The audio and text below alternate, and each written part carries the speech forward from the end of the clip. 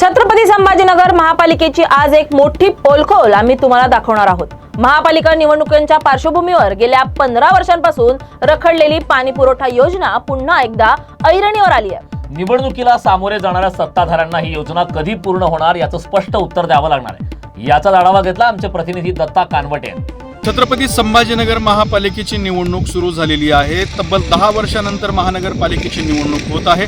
10 वर्षानंतर निवडणूक होत असताना सुद्धा छत्रपती संभाजीनगर शहरातला एक महत्त्वाचा प्रश्न जो अजूनही कायम आहे तो म्हणजे छत्रपती संभाजीनगर शहराच्या पाण्याचा प्रश्न। गेल्या 15 वर्षापासून छत्रपती संभाजीनगर शहराला पाणी पुरवठा करण्यासाठी एक योजना राबवली जाते, मात्र त्या योजनेचं काम अजूनही पूर्ण झालेलं नाही। त्यामुळे छत्रपती संभाजीनगर शहरातल्या नागरिकांना 10 दिवसातून एक वेळेला नळाचा पाणी पुरवठा केला जातो। त्या योजनेचं काम सुरू आहे। त्या योजनेच्या कामाच्या ठिकाणी मी सध्या आलेलो आहे आणि आपण या ठिकाणी बघू शकता की हीच योजना जी आहे ती कार्यान्वित करण्याचे प्रशासनाचे प्रयत्न सुरू आहेत। या योजनेचं मोठा जो स्टोअर टँक आणि जलशुद्धीकरण केंद्र आहे त्याचं काम या ठिकाणी सुरू असल्याचं आपल्याला पाहायला मिळतंय।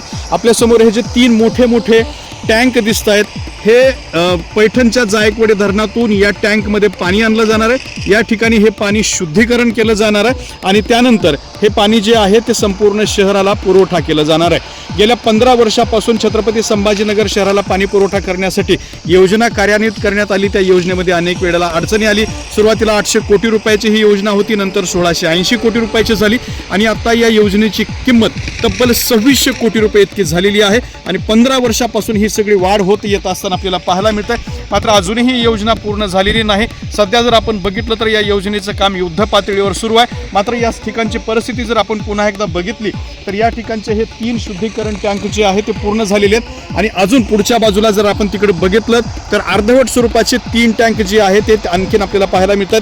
त्या टँकचं सुद्धा काम अजूनही सुरू असल्याचं आपल्याला या ठिकाणी पाहायला मिळतं। ते सुद्धा काम पूर्ण झालेले नाही।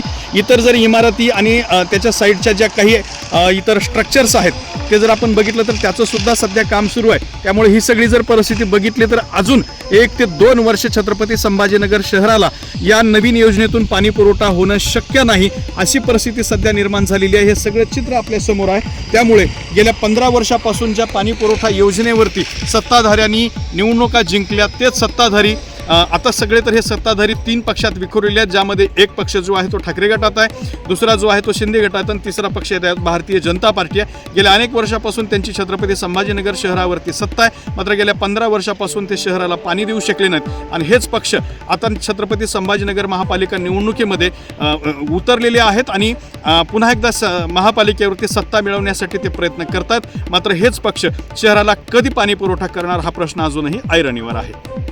दत्ता कानवटे, छत्रपती संभाजीनगर।